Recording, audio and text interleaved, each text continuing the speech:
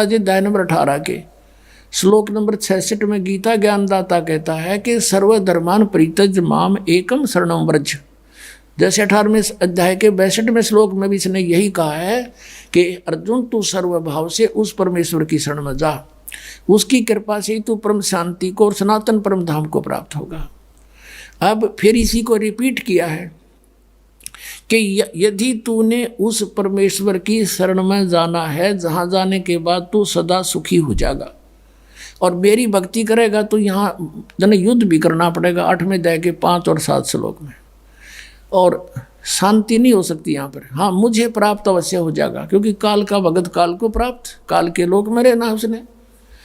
तो 18वें अध्याय के 66वें श्लोक में कहा सर्वधर्मान परित्यज माम एकम शरणम व्रज, मेरे सतर की सब पूजाएं मुझे छोड़ दे। इसके सतर की कौन सी पूजाएं हैं? जैसे 500 यज्ञ, यहाँ आपसे 500 यज्ञ करवाई जाती है, और ये ओम नाम का मंत्र जो सतनाम के अंदर 2 अक्षर के मंत्र में, ये सतनाम में एक ओम मंत्र भी है। अपने आत्माओं, ये मंत्र आपको प्रथम मंत्रों में भी दे रखा है, तो यहाँ कई भक्त भ्रमित हो जाते हैं, और सतनाम का दूसरा अक्षर भी आपको इसमें दे रखा है, तो ये भ्रमित हो जाते हैं कि ये मंत्र यही हैं, इनको यहाँ से फिर यहाँ भी यही दे रखे हैं। तो ये आप अपने सतर की सोच छोड़ दे। डॉक्टर ने पता होता है कि ये 4-5 गोलियां इकट्ठी दूंगा तो ये असर करेंगी, इनमें से 2 एक अलग अलग से इस तरीके से पेश दी जाएंगी तो ये कुछ और एक्शन करेंगी।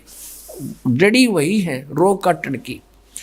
और दूसरे शब्दों में ये समझो कि जैसे एक लड़की के पति का नाम भी धनपत है और उसके पिता का नाम भी धनपत है।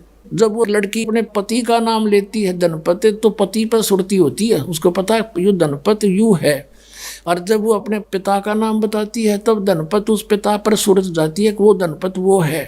तो ऐसे ही समझ लेना, इसमें घना व्याख्या की आवश्यकता नहीं, बुद्धिमान हो आप, भ्रमित ना होना। तो जो ओम नाम का जो जाप है और ये यहाँ की जो पूजाएं हैं, ये धार्मिक अनुष्ठान, ये कंपलसरी है, ये बहुत आवश्यक है इस कलयुग में, क्योंकि हम कति कंडे बोलिए जो दास बताना चाहा था उस पर फिर आएंगे, पहले थोड़ा सा यहाँ डिटेल देते हैं।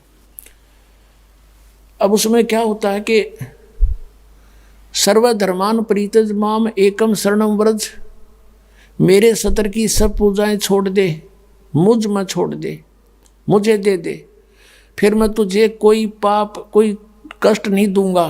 जैसे हम क्या करते रहे, पहले भी ओम नाम का जाप जपते थे और पूजाएं कोई नहीं करता था मानव समाज। ये तो कलयुग में आकर हमारे को डिवाइड कर दिया काल ने अपनी सुनियोजित तरीके से। हम क्या करते रहे, ओम नाम का जाप ब्रह्मलोक में देवता बनकर बर्बाद करते रहे, फिर वहाँ से बर्बाद करके अपनी कमाई को कुत्ते गधे सुअर की योनि में कष्ट उठाते रहे, पाप के आधार से नरक में भी जाते थे। तो अब हम क्या करेंगे कि जो हम पूजाएं करते हैं और जो धार्मिक क्रियाएं करते हैं, हम ओम नाम का जाप करते हैं, इसको एज इट इज दे देंगे सारा, कह ले तेरा अपना तू क्लियर कर दे हमारा सारा अकाउंट, तू सारा चार्ज ले ले अपना आज तक का। फिर ये हमें उसके प्रतिफल में कोई कष्ट नहीं दे सकता, इसका हमने ऋण दे दिया। जैसे पहले क्या होता था कि कोई गरीब व्यक्ति किसी सेठ साहूकार या बड़े किसान से लोन ले लेता था कर्जा, और वो उसका कर्ज नहीं देता था तो उसको मजदूर लगा देता था कि मेरे यहाँ मजदूरी कर, अपने पूरे कर लिए। अब जैसे वो किसी और बड़े सेठ से उसका मेल हो जाता था, प्रार्थना करता था, तो वो सेठ उसको पैसे दे देता था, उसका जो कर्जा जिसके वो नौकर है वो उसका सारा कर्जा तार के दे के उसका अकाउंट वहाँ से मुक्त हो जाता था। और उस बड़े सेठ का जाता था, वो पंखे के नीचे बैठा होता, कलम से काम कर रहा है और वहाँ कस्सी बजा हुआ था। कितना अंतर हो गया। तो इस प्रकार इसका कर्जा दे देंगे हम, फिर यूँ हमें यहाँ कुत्ते गधे सूर बना के ये तंग नहीं करेगा। तो इसने कहा कि सर्वधर्मान परित्यज माम एकम शरणम व्रज अहम तवा सर्व पापे भो मोक्षामि मा शुच। इस काल ने कहा कि तू मेरे सतर की ओम नाम के जाप को उसकी शरण में जाने के बाद जो तू क्रियाएं करेगा फिर उसको मुझे दे देना। और फिर एकम शरणम व्रज, एकम जिसके बराबर दूसरा परमात्मा नहीं है, अद्वितीय एकम सर्वशक्तिमान परमेश्वर की शरण में, व्रज माने जा, और इन अनुवादकर्ताओं ने सब ने आज तक 5500 वर्ष हो गए इस धार्मिक पुस्तक गीता जी को लिपिबद्ध हुए, और इनका ये अनुवाद सुनाते सुनाते इन्होंने ढेर सारी पुस्तकें बना डाली, और सब ने वर्ज माने आना कर रखा है, जबकि वर्ज माने जाना होता है, क्योंकि इनके ज्ञान नहीं था। तो इन्होंने अर्थों के अनर्थ कर डाले अपनी अज्ञानता के कारण इन काल के दूतों ने। अब जैसे इंग्लिश वर्ड है गो मीन जाना, और उसका किसी सेंटेंस में गो शब्द हो और उसका अर्थ किसी ने कहा आना लिख दिया हो, तो वो उस उल्लेख से परिचित नहीं अनुवाद करता, वो मूर्ख है। गो माने आना हो ही नहीं सकता, जाना होता है। इसी प्रकार वर्ज माने जाना होता है, आना नहीं हो सकता। तो इनकी बुद्धि, ये अज्ञान था, इनको तत्व ज्ञान था नहीं, जिस कारण से इन्होंने सुप्रीम पावर मान कर श्री कृष्ण जी को उसी से को घुमा फिरा कर सब शब्दों को उसी पर आधारित कर दिया। अपने आत्मा हाथी के वस्त्र को और किसी बैल पर डाल कर देखे, कोई हाथी का जो कवर हो उसके ऊपर डालने का, और उस बैल पर डाल के देखे कैसे सेट होगा वो सारा इकट्ठा करके बेसिक रख दो कड़े पे, ना तो क्योंकि भी ना फिट हो उसके।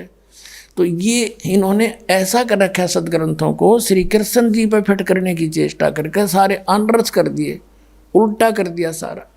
अनुत्तम माने छठी कक्षा के बालक ने पूछ ले बुद्धिमान ने। अब जैसे गुड माने अच्छा होता है और बैड माने अनुत्तम बुरा, तो उत्तम माने अच्छा, अनुत्तम माने बुरा।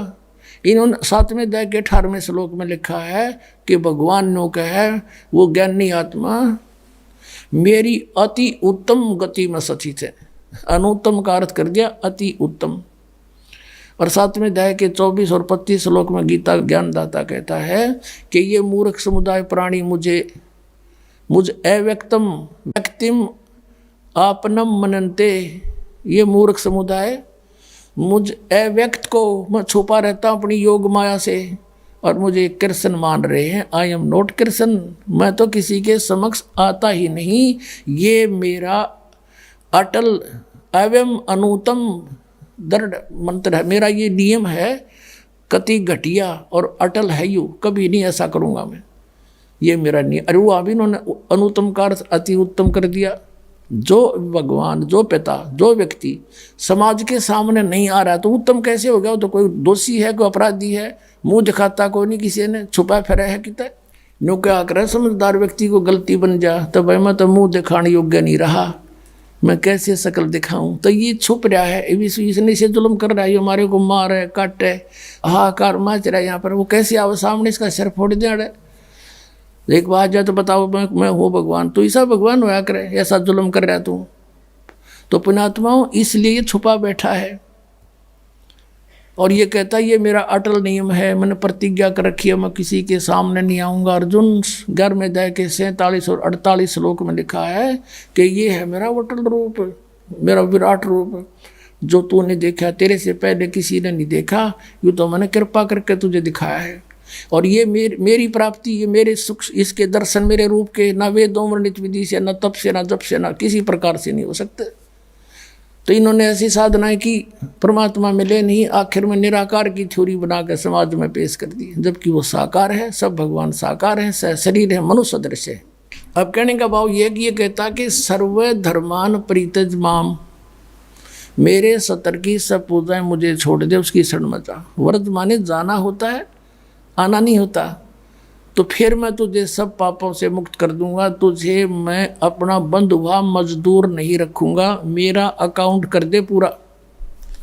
तो इसका हिसाब परमात्मा करवा देगा और फिर हम आगे चलेंगे। फिर क्या होगा कि जैसे सतनाम 2 अक्षर के मंत्र हैं, अब 2 अक्षर का दूसरा जो मंत्र है, इस सतनाम का प्रथम मंत्र, हम इसको त्रिकुटी पर अकाउंट होगा इसका हमारा।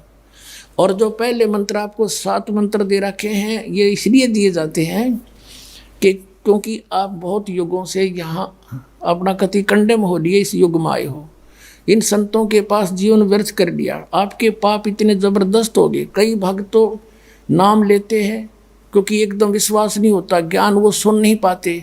अगर पक्का विश्वास करके कि कबीर इज गॉड और आप आ जाओ नाम ले लो, सब त्याग दो, मर्यादा सब पुरानी पूजाएं, गारंटी देता ये दास है कति कैंसर का बाप हो तुरंत ठीक हो जाएगा।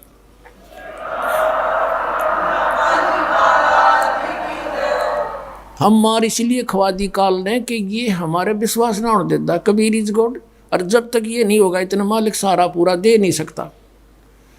कह कबीर सुनो भी साधो मैं तो हूँ विश्वास में, जय तुमने ये विश्वास हो गया कबीर इज गॉड फिर देखना, या मैं 1000 प्रमाण दिखा सकता हूँ आपको पुण्यात्मा हो जो परमात्मा की शरण में लगे हैं सच्चे, उससे उनके ऊपर कर्म की फिर मार आई है और ऐसे जीवित कर दिए। डॉक्टरों ने जवाब दे दिया था कि अब इसका कहीं इलाज नहीं, बेसिक ले जाओ, नाम ले रखा था उन्होंने, और वो अपने आप फिर स्वस्थ हो गए।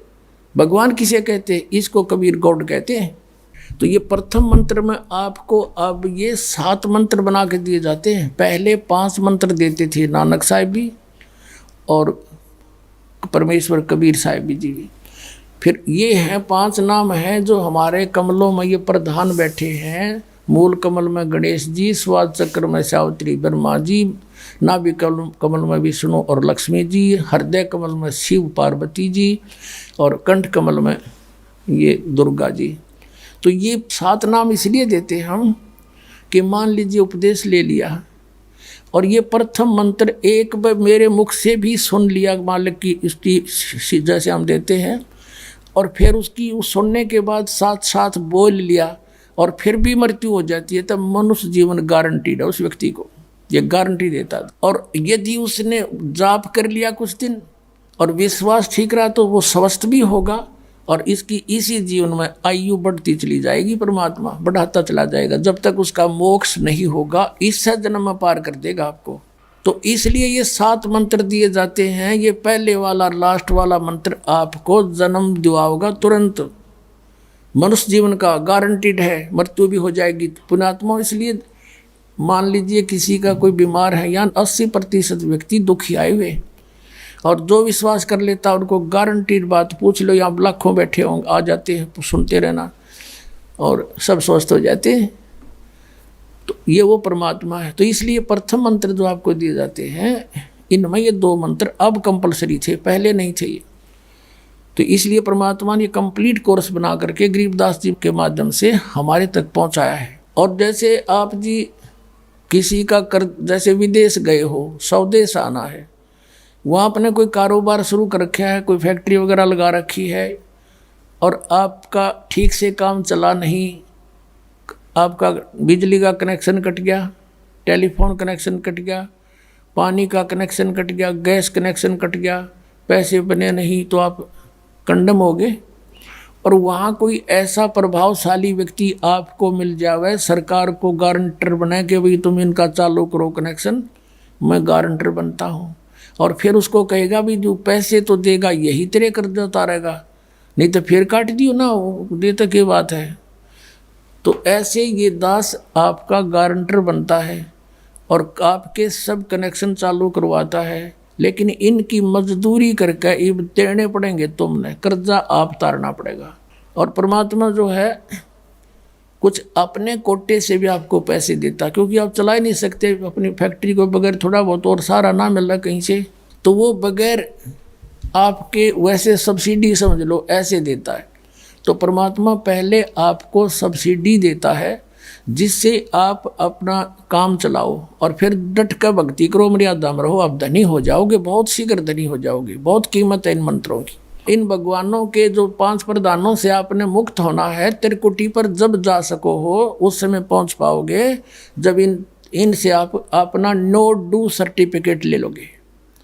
अब ये मंत्र जो 2 मंत्र फर्स्ट और लास्ट है इन 7 मंत्रों में, इसके साथ मिलने से ये मंत्र जो प्रथम जाप आप करते हो, इनका ऋण मुक्त हो जाने के बाद भी कुछ आपकी कमाई यदि बचगी तो इन 2 मंत्रों के प्रभाव से ये कन्वर्ट हो जाएगी आपकी सतलोक चालन नालियाँ में, इनमें से बच भी गई तय। और फिर जब आप यहाँ से प्रस्थान करोगे तो आपका अकाउंट, अब ये कहते हैं राधा स्वामी धन धन सतगुरु वाले, ये जय गुरुदेव वाले कहते हैं, हमारे गुरुजी तो कहते हैं हम तो सीधे त्रिकुटी से चलते हैं। यहाँ बताते हैं त्रिकुटी यहाँ नहीं है, त्रिकुटी इसके पीछे बैक में है, यहाँ पर जो नीचे से सारा ये तंत्र साथ मिला हुआ आता है यहाँ है पीछे। ये कहते हैं हमने ना तो वेदों की आवश्यकता, ना किताबों किसी और, ना हम गीता को मानते, ये भी तो किसी ने लिखी है। और हम तो सीधे त्रिकुटी से प्रारंभ करते हैं अपना रास्ता, त्रिकुटी से, उसका किसी ने नहीं पता। ये सारे ऋषि महर्षि त्रिकुटी माथा मारा करते और उन्हें खक नहीं पाया आज तक। त्रिकुटी से तो बहुत आगे जाना हमने, और त्रिकुटी पर जाना कोई बालकों का खेल है, कोई बरवाले का बस स्टैंड है, चाहे पैदल पहुंच जाओ चाहे रिक्शा में बैठ कर पहुंच जाओ। त्रिकुटी इज द इंटरनेशनल एयरपोर्ट, त्रिकुटी अंतर्राष्ट्रीय हवाई अड्डा जानो।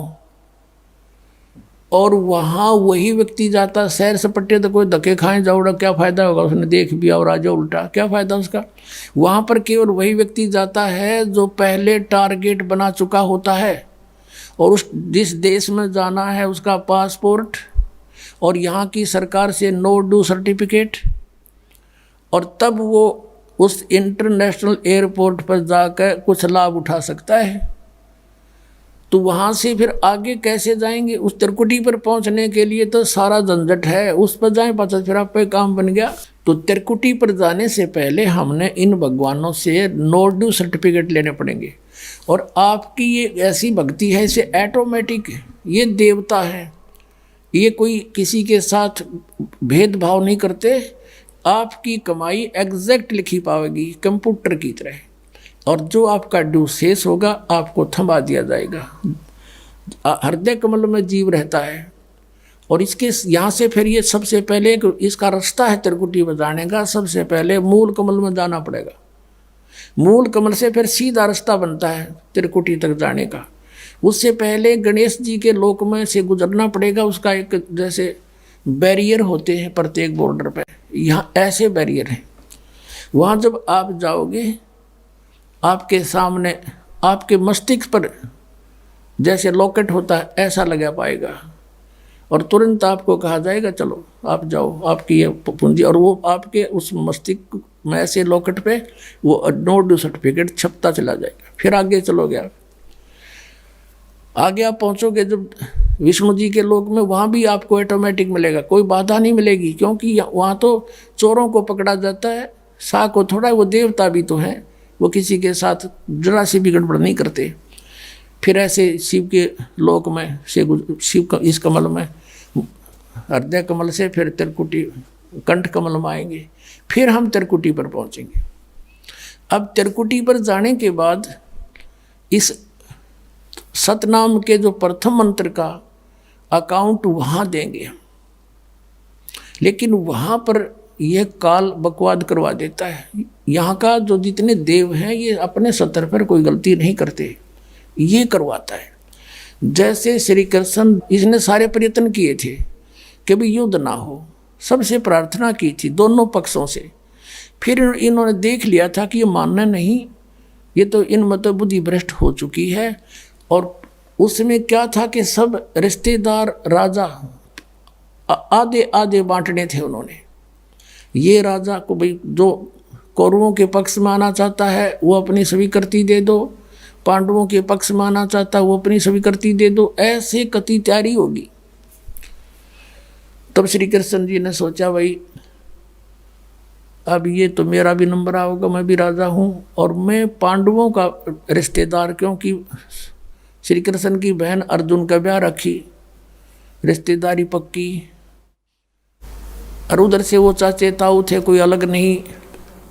तो श्री कृष्ण जी ने यहाँ तक कह दिया कि भी एक तरफ तक मैं हूँगा, एक तरफ मेरी सेना होगी, अब मांग लियो जिसको मांगना हो। और यहाँ तक भी कह दिया कि मैं हथियार नहीं उठाऊंगा। अब पांडव तो मुंह धो रहे थे श्री कृष्ण पे कि सर्वशक्तिमान है, ये जो हमारी तरफ पक्ष में हो गया तो अकेला ही बहुत है। तो फिर पांडव घबरा गए थे। पांडवों ने यहाँ तक कह दिया था प्रभु हमें 5 गांव दिवा दो, हम युद्ध नहीं करेंगे। वो नहीं मानना था, फिर भी छोड़ो इस बात को, हम आगे लेंगे। तो फिर जब महाभारत का युद्ध हुआ, अब श्री कृष्ण ने हथियार उठाया, पहिया उठा लिया रथ का, उसको अपनी शक्ति से सुदर्शन चक्र बना दिया और उसने बहुत लाखों लोगों को काट डाला। अब ये अपने सतर पर गलती नहीं करते, ये देवता, जब तक ये न्यूट्रल रहते हैं। और जब इस काल ने इन पर प्रभाव किया, अंदर प्रवेश कर गया इसके काल, श्री कृष्ण के और पाप को बनवा दिए इसके, और सुदर्शन चक्र कटवा दिया और झूठा बना दिया, वह प्रतिज्ञा भंग करवा दी। ऐसे ये त्रिकुटी पर जाकर चाल चाल है, यहाँ तक नहीं बोलता ये। अब वहाँ ये कोशिश करता है कि इसको यहाँ उलझा दूँ। उससे पहले बहुत सी ऐसी बहुत से वहाँ पर त्रिकुटी तो एक बहुत बड़ा सांग है, बहुत बड़ा प्लेटफार्म है, और वहाँ पर कहीं पर डांस हो रहे हैं, कहीं पर दुकानें लगी हैं, औरतें खड़ी हैं, नाच रही हैं, कोई अर्धनग्न शरीर में खड़ी हैं, और बहुत से वैसे सुंदर सुंदर खड़े हाथी सजे हुए। तो ये जीव वहाँ जाकर बिचल जाता है। सब ये नकली गुरु भी वहीं खड़े हैं। नकली गुरुओं का रूप बनाकर तो काल आता है, और अपने असली गुरु का रूप बनाकर परमात्मा आते। इस दास के रूप में आपको त्रिकुटी पर उपलब्ध होंगे परमात्मा। तो वहाँ क्या होगा कि कई बार ये काल भी परमात्मा यानी असली गुरु का रूप बनाकर खड़ा हो जाता है। तो सबसे पहले आप क्या करोगे, प्रणाम जब करोगे गुरुदेव को, ये स्वभाव तो आपका यहाँ बना ही दिया जाता है, गुरु जी दिखे दंडवत करोगे। दंडवत करते समय एक सतनाम का सुमरण अवश्य करना होता है। 1 सेकंड, ये 10 सेकंड मुश्किल से लगती है। श्वास उस श्वास का सिमरण करें प्रणाम करते समय, और उठ कर जब देखोगे यदि परमात्मा होंगे तो एज इट इज पाओगे, और जब काल होगा दास के रूप में तो उसका स्वरूप बदला पाओगा, ऊपर का कपड़ा हटा पाओगा, उसका असली सूरत मिल जाएगी, तो आप वहाँ से बच जाओगे। अब फिर क्या होगा कि फिर तुम जैसे यहाँ आप देखते हो गुरु जी आगे सारे पीछे पीछे हो लेते हो, तो वहाँ जब मृत्यु होगी आपको सपना सा दिखेगा। जैसे आप किसी ऑफिस में गए हो किसी कामवश, और वहाँ आपका काम फटाफट होता जा रहा है, नहीं होता है तो आप दुखी हो रहे हो, बार बार बैठ कर रो रहे हो, तो ऐसे ही चलेगा वो। तो वहाँ जाते ही जब आपको गुरुजी दिखेंगे, आप एकदम इसी स्वभाव से जो आपकी यहाँ रिहर्सल हो रही है, आपके अंदर जो आस्था कसक पैदा हो रही है, ये वहाँ काम आवेगी आपके। तो ये सब रिहर्सल यहाँ कराई जा रही है कि गुरु को परमात्मा जानकर ये सब क्रियाएं करो, तो वहाँ ये आपके काम आएंगी, वहाँ अपने यूज होंगी ये सारी फार्मूले। तो जब आपको ये पक्का हो गया कि ये है गुरुजी, फिर आपको लेकर के धर्मराज के दरबार में परमात्मा जाएंगे इस दास के रूप में, और धर्मराज से कहेंगे जी इसका हिसाब कर दो, भगवान का आदेश है, आप लो अपना ये एक इसकी कमाई जो तुम्हारे सत्र की वो प्राप्त करो। ओम नाम की कमाई और ये यज्ञों का जो बचा हुआ यहाँ प्रयोग हो गया सो हो गया यज्ञ, फिर भी बचे हुए भी आपको वहाँ देने पड़ेंगे कि आप अपना संभालो अपने सत्र की। जैसा कि आपके संविधान में लिखा है, ये पवित्र वेद पवित्र गीता भगवान का संविधान है, इसके विरुद्ध जो कार्य करता है वो दोषी है, चाहे जज है चाहे बिना जज है। तो यहाँ का न्यायाधीश बहुत समझदार है, उसने वो सब समझता है। परमात्मा याद दिलाता है 18वें अध्याय के 66वें श्लोक में लिखा है, सर्वधर्मान परित्यज माम एकम शरणं व्रज। अपना अपने सत्र की जो तुम्हारी है वो अपनी लो, इसकी पूजाएं, और इसको छोड़ो, आगे चलेगा ये। तो वहाँ सतनाम के प्रथम मंत्र का जाप हम वहाँ देंगे, यज्ञ दे देंगे, फिर ये वहाँ से चलेगा। फिर वो आगे जागा तो पार ब्रह्म के लोक से हमने पार होना है। वहाँ पर सतनाम के दूसरे मंत्र की कमाई जो श्वास उश्वास से की हुई है,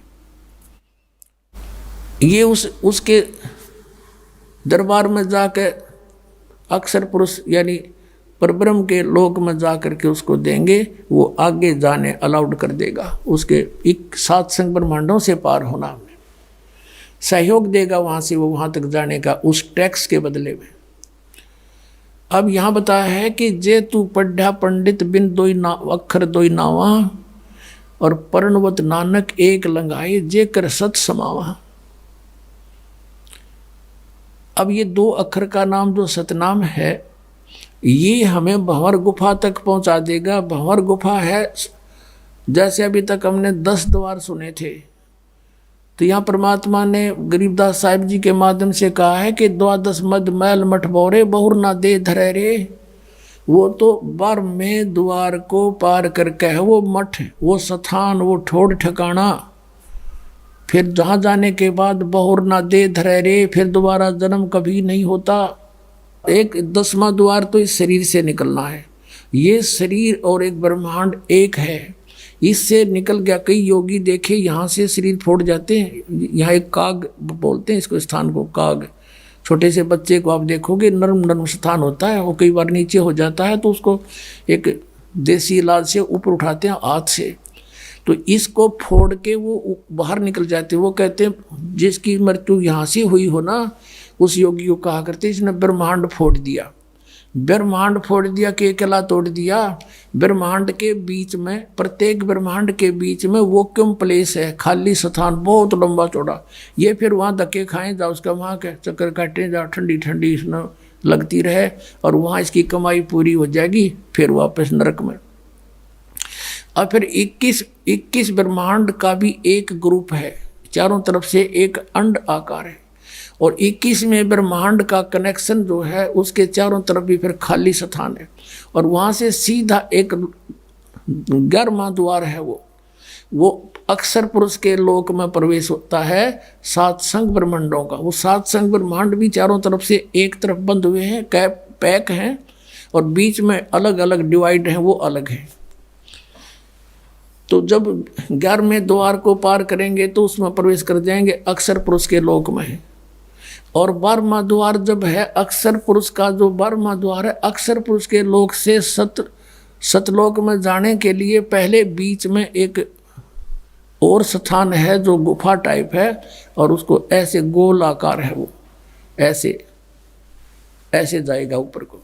तो वहाँ जब हम 12वें द्वार पर खड़े हो जाते हैं, इसका जो अक्षर पुरुष का चारों तरफ से जो बंद है उसके पारदर्शक है वो, वहाँ से सतलोक दिखाई देता उस आत्मा को जिसके पास सार नाम की कमाई है। अन्य को नहीं दिखता, अक्षर पुरुष के लोग व्यक्तियों को नहीं दिखता, वहाँ के प्राणियों को नहीं दिखता, तो वहाँ से फिर वो दिखाई देता है। अब जैसे नानक साहब ने कहा है कि एक छुड़ावे एक लखावे, यूँ तो छुड़ाओगा कालते सतनाम का पहला मंत्र ओम, और वो जो दूसरा मंत्र है वो लखावेगा, वहाँ जाके एंड पे बैठा देगा, और वहाँ से आपको सतलोक दिखाई देगा, पार नहीं हो सकते। सार नाम है जिसके पास, तो फिर वो आगे उस भंवर गुफा से पार करके और फिर आपको 12वां द्वार पार करके तब परमात्मा का वो मठ है, वो स्थान है, सतलोक है, जहाँ जाने के बाद साधक फिर लौट के कभी संसार में नहीं आते। तो इस प्रकार ये अर्थ तो ये था 18वें अध्याय के 66वें श्लोक का। ये बालक के जाने, संस्कृत के जानने वाले विद्वान पाक रहे थे, इनको कख नहीं पता था, अनृत कर डाला इस अनमोल सदग्रंथों का। अपने आत्माओं फिर वहीं आते हम कि जैसे परमात्मा ने कहा धर्मदास जी से कि धर्मदास इसने मेरे से वचन लिया हुआ है कि सतयुग त्रेता द्वापर में जीव थोड़े ले जाना है, और कलयुग में जब बिचली पीढ़ी आवेगी उस समय मैं आऊँगा। प्रथम चरण तो होगा कलयुग का, जब मैं मगर से सह शरीर जाऊँगा। उसके बाद फिर बिचली पीढ़ी शुरू होगी 1920वीं सदी के उत्तरार्ध में। 20वीं सदी कौन सी है? ये 1900 से स्टार्ट, 1901 से स्टार्ट होगी 20वीं सदी। और उत्तरार्ध कौन सा है? 1950 के बाद उत्तरार्ध शुरू हो जाता है। 1951 में दास का जन्म हुआ, और उसके बाद ये बिचली पीढ़ी शुरू होगी। अब ये यहाँ से शुरू है बिचली पीढ़ी। 1947 में भारत आज़ाद हुआ, उससे पहले भारत में शिक्षा नाम नहीं था। 1947 के बाद जब दास 7-8 वर्ष का हुआ तो शिक्षा का सूर्य उदय हो रहा था। हमारे सतर की हमारी बहनें थी, उनको पढ़ाया नहीं जाता था। हमारी छोटी बहन थी जो सबसे लास्ट, उसको शिक्षा की फिर अलाउड हुआ धीरे धीरे, नहीं तो हम इतने शिक्षा के गुण से अपरिचित थे। तो फिर देखते ही देखते अब बाढ़ आ गई, शिक्षा की परमात्मा ने लानी थी। अब ये चैनल नहीं थे, पहले आप देख रहे हो सन 2000 तक कोई भी ये न्यूज़ चैनल एक्स्ट्रा नहीं थे और ना ही कोई ये आध्यात्मिक चैनल थे। ये परमात्मा ने दया बख्शी और स्वयं अपनी बुद्धि देकर अपने सतर से जीव से यूँ काम करवाया है ताकि मेरे बच्चे घर बैठे सत्संग सुना करेंगे। मोबाइल बनवा दिए हैं, पहले तो एक टेप था, बिजली चली जाता रहे, जा बैठे जाओ बैठा रहो, 1 घंटे में आओ इतना और काम हो जा, वो असली समय बर्बाद हो जा जब समय था फुर्सत का। तो ऐसी दया बख्श दी परमात्मा ने, जेब में डालो कान में लगाओ और सुनते रहो और काम भी करते रहो, मंत्र जाप करते रहो। और ये शिक्षा ये परमाणु बम बनाने खातिर ना दी थी, ये नॉलेज इसलिए दिया था, ये तो अपने साथ खरीद ली इन्होंने परमाणु बम बना के। और क्या की खातिर, एक पृथ्वी के टुकड़े पर कट कट मर गई दुनिया, महाभारत हो गया, लाखों मर गई, या पृथ्वी यहीं रहेगी। यही एकड़ ज़मीन, ये किले ज़मीन आपको दिखाई देते हैं। अरबों खरबों व्यक्ति रजिस्ट्री करा करा लट्ठम लट्ठा होकर मर गए, यही नौके नो यहीं रह गए, वो चले गए कि तक कुत्ते गधे की योनी में। तो काहे के लिए मरे खप्पे यहाँ पर। तो अब प्रसंग आ गया कि जैसे सतयुग त्रेता द्वापर में ये वो प्राणी जन्म लेंगे जो ईब भक्ति से पार नहीं हो पाएंगे और कमाई इनकी खूब हो जाएगी किसी कारण से, और कुछ भी कारण बने उनका दुर्भाग्य उदय होगा, वो पार नहीं हो पाएंगे। लेकिन इतने दयालु है परमात्मा, अब फिर इतनी भक्ति करा दी इनकी, 3-4 युग तक ये खा पी लेंगे मर लेंगे, ये दुखी ना होंगे। अरे दुखी होंगे ये कलयुग में आके, इन फिर संभालूंगा, पार ना हो तो फिर अब अनमटी फेर है। अब देखो सतयुग में हम वैसे जिस सुख को सुख कहते हैं वो सुख नहीं है, लेकिन हम उसी को सुख मान रहे हैं। परमात्मा कहते हैं झूठे सुख को सुख कहे, ये मान रहा मनमोद, ये सकल चबीना काल का, कुछ मुख में कुछ गोद। अब सतयुग में जन्म होगा उन पुण्यात्माओं का जो अब भक्ति से मैच्योर कर दी जाएंगी और पार हों को ना। तो पहले ऊपर धक्के खाएंगे, कोई असंख्य युग में उसको पृथ्वी पर पटकेगा, कोई हजारों युगों में ऊपर घुमाता रहेगा, इसको कति चूस के सारे पुण्य बर्बाद करवा के फिर पृथ्वी पर पटक देगा। और पृथ्वी पर फिर इसके पिछले पद होंगे तो सतयुग में जन्म देना पड़ेगा इसको। उस समय सतयुग में कैसा माहौल होगा कि जैसे कलयुग के अंत में परमात्मा ने अपनी वाणी में सूक्ष्म वेद में लिखा है कि 20 वर्ष की आयु रह जाएगी पुरुष की, मनुष्य की, और 5 वर्ष की लड़की विवाह, यानी 5 वर्ष की लड़की के बालक होने लग जाएंगे, बच्चे उत्पन्न करेगी, और 1.5-2 फुट की आयु रह जाएगी मनुष्य की हाइट, लास्ट में एंड ऑफ द कलयुग। और सभी प्राणी बिल खोद कर आ करेंगे, मैल मूल नहीं बढ़ाओगे, भूकंप झटके तूफान इतनी ज़बरदस्त आ करेंगी को 2-3 फुट का भी स्ट्रक्चर बनाकर नहीं रह सकता, इतनी पीड़ा होगी इनको। और सब मांसाहारी हो जाएंगे, कृतघ्नी हो जाएंगे। तो फिर क्या होगा कि उस समय ये एक जो राजा हरिश्चंद्र हैं, ये सतयुग में जिन्होंने इतना तप साधना की थी और बड़े सत पर रुके रहे, वो स्वर्ग में हैं, उनको फिर 10वां अवतार बना के भेजेगा युकाल, उसके कर्म बिगड़वाण ने। उसकी बहुत लंबी तलवार होगी और उसका कद सबसे तगड़ा होगा, 7-8 फुट का होगा, और फिर सबको वो काटेगा जैसे परशुराम नक्षत्री काटे थे, क्योंकि वो तो ये मानने को नहीं, यहाँ का इलाज लास्ट में यही है इसके पास, सबको कत्लेआम करेगा, खत्म कर देगा। उस समय थोड़ी बहुत भी आस्था जिसकी मालिक में होगी उसने छोड़ देगा, जरा सी भी कोई थोड़ा सा भी डरने वाला। फिर क्या होगा कि इतनी ज़बरदस्त वर्षा होगी पूरी पृथ्वी पर, जल ही जल हो जाएगा, और वो प्राणी ऊंचे स्थानों पर जाकर रहने लग जाएंगे, पहाड़ों पर। और जैसे परमात्मा लिखा है कि 3 हाथ अंश खींच लेत कलयुग धरती का, और उगए कोई ना बीज हाल कह दो पृथ्वी का। लास्ट के कलयुग के अंत में 3.5 हाथ का अर्थ है 3.5 फुट तक नीचे तक उपजाऊ अंश खत्म हो जाएगा पृथ्वी का। अब आप देख रहे हो खाद पर खाद ठोकने लग रहे, इसमें होगा क्या, कुछ दिनों में समाप्त हो जाएगा ये। लेकिन अब फिर मालिक कुछ दया बख्शेगा आपके ऊपर।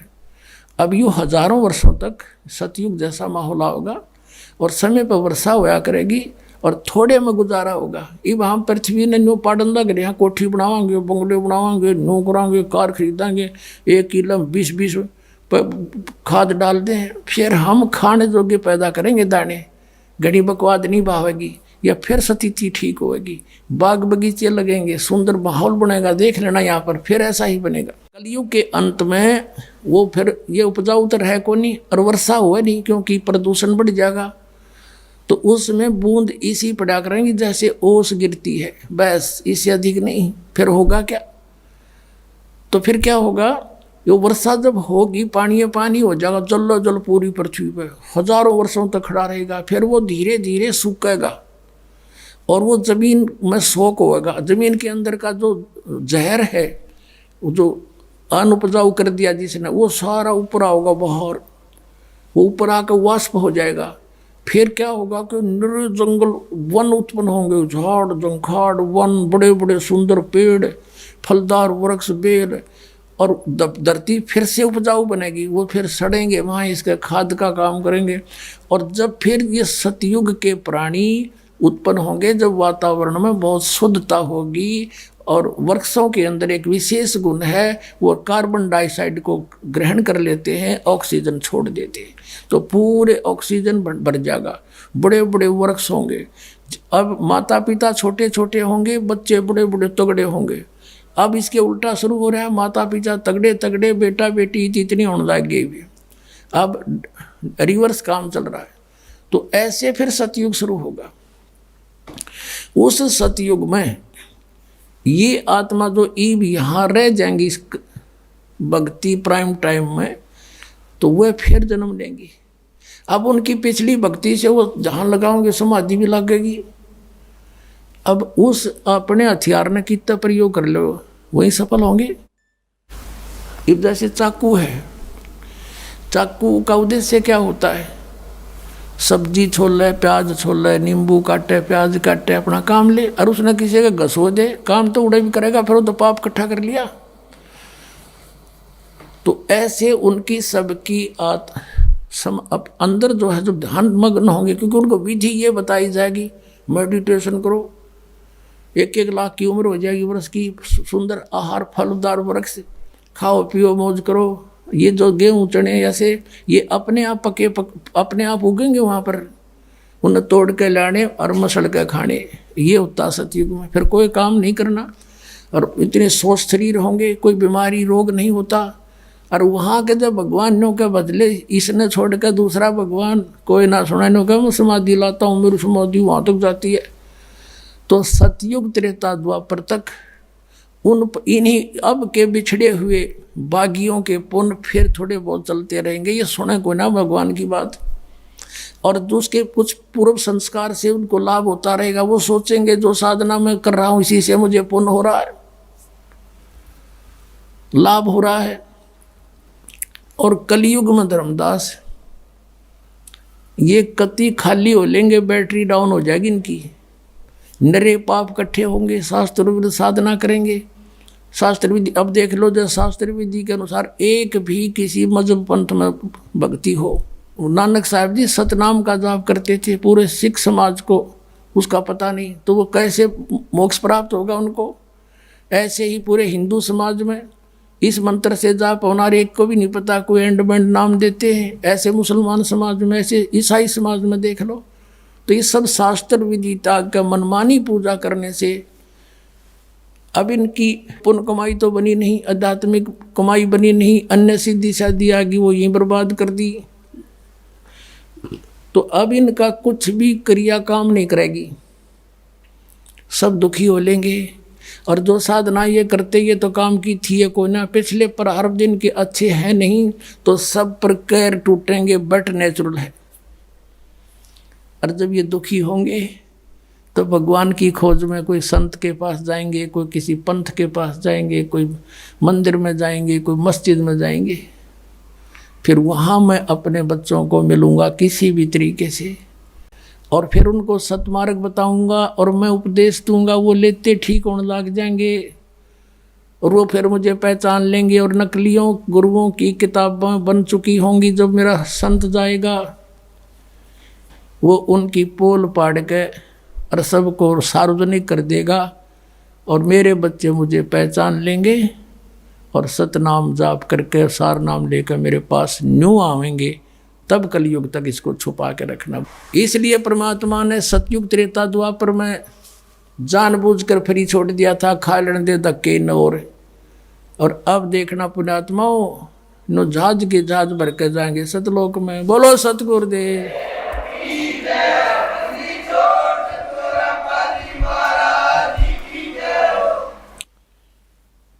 परम पिता परमात्मा पूर्ण ब्रह्म सर्व सृष्टि रचनहार कबीर परमेश्वर जी, ये हम सभी आत्माओं के पिता हैं और हम यहाँ काल के लोक में रह रहे हैं। पुण्यात्माओं, अभी तक तो हमें कोई ये ज्ञान देने वाला नहीं मिला था कि यहाँ के स्वर्ग इस विश्व से ऊपर भी कोई और स्थान है। हमने स्वर्ग को अंतिम उपलब्धि मान रखी थी। अब परमात्मा ने आके बताया कि ये जो लोक है ये काल का है। उस परमात्मा बिना हमें ये ज्ञान कोई नहीं दे सकता, क्योंकि वो हमारे हमदर्द हैं, वो हमारे पिता हैं और पिता को अपनी संतान दुखी देखी नहीं जाती। पिता को अपनी दुखी संतान की चिंता होती है और हमारे को इतना मतिहीन बना दिया इस काल भगवान ने। हमारा सारा जीवन आपस में राग द्वेष, खींचातानी, लड़ाई झगड़े और विकार करने पे और पेट के निर्वाह के लिए इस तक ही सीमित कर दिया। पुण्यात्माओं, ये जो सत्संग चल रहा है ये एक बहुत महत्वपूर्ण दिवस के उपलक्ष्य में ये सत्संग चल रहा है। वो महत्वपूर्ण दिवस कौन सा है कि जिस दिन परमात्मा सतलोक से चलकर इस धरातल पर आए थे, शरीर आए थे, एक जिंदा महात्मा का रूप बनाकर। वो परमात्मा जिन भी महापुरुषों को मिले हैं वो जिंदा महात्मा का रूप बनाकर ही मिले हैं कलयुग में। किस किस को मिले हैं? आदरणीय धर्मदास साहिब जी को, आदरणीय मलुकदास साहिब जी,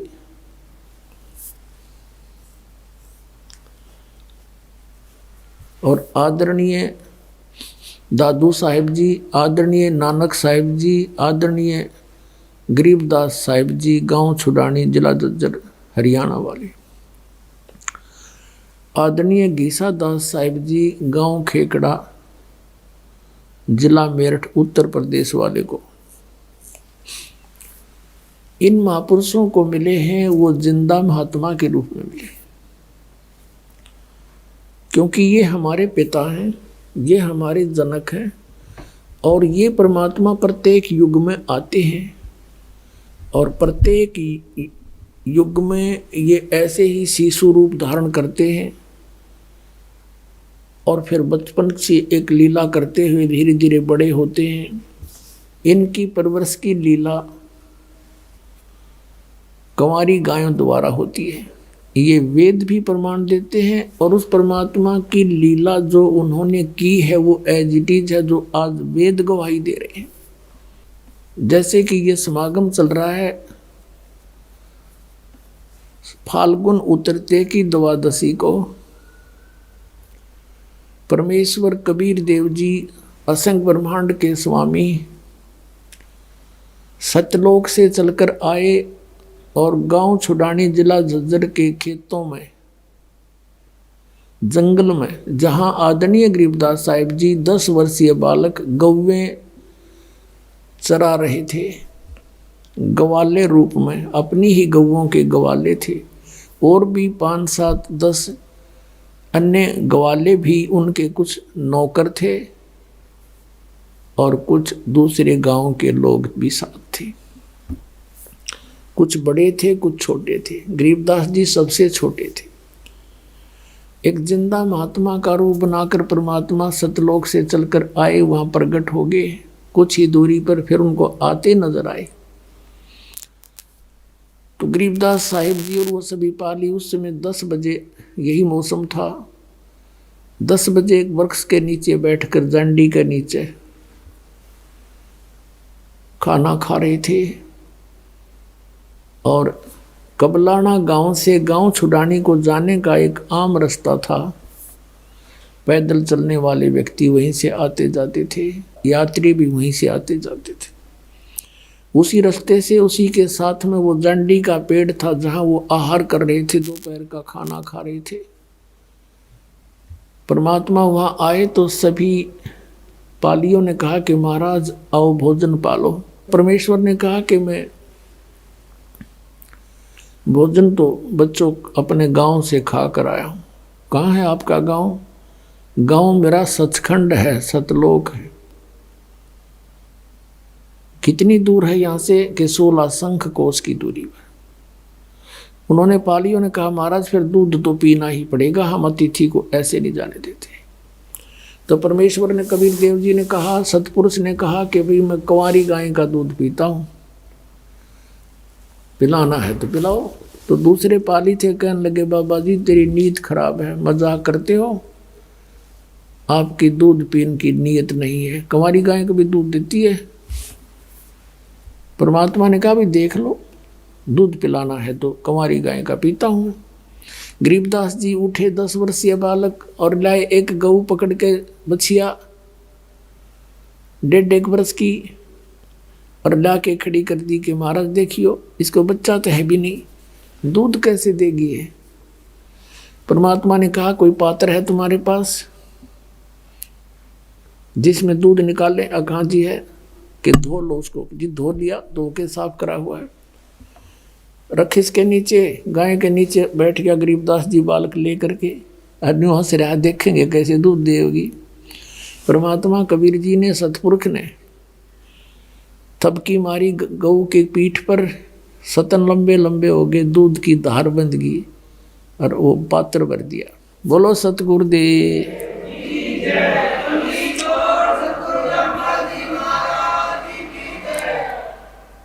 आधा परमेश्वर कबीर जी ने पिया, शेष छोड़ दिया। ले पा लियो, तुम पी लो भाई, ये अमृत है, यहाँ का नहीं, ये सतलोक से आया, मेरे गांव से।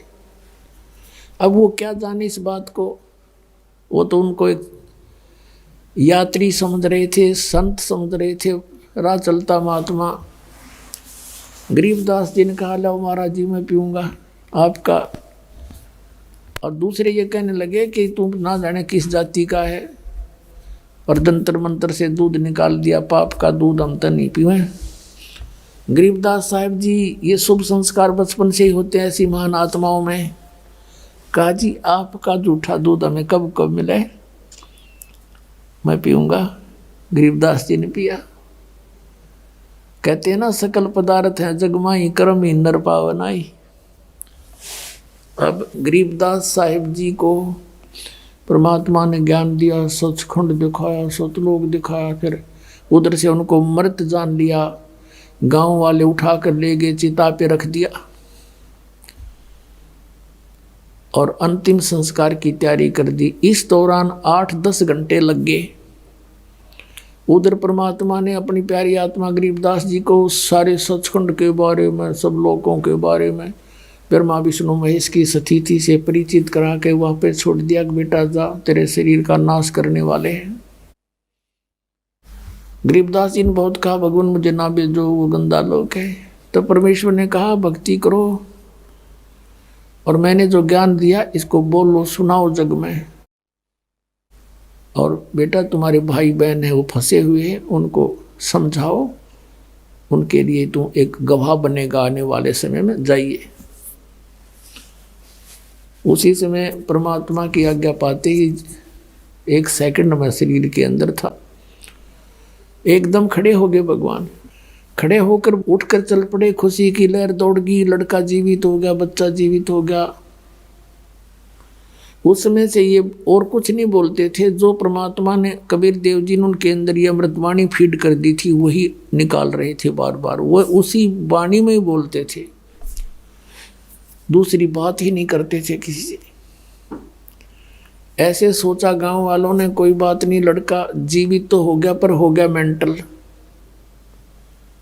बहुत सा इलाज करवाया, झाड़ फूक वालों को दिखाया, वैद्यों से दवाई ली, ऑल इन वेन, सब निष्फल रहा।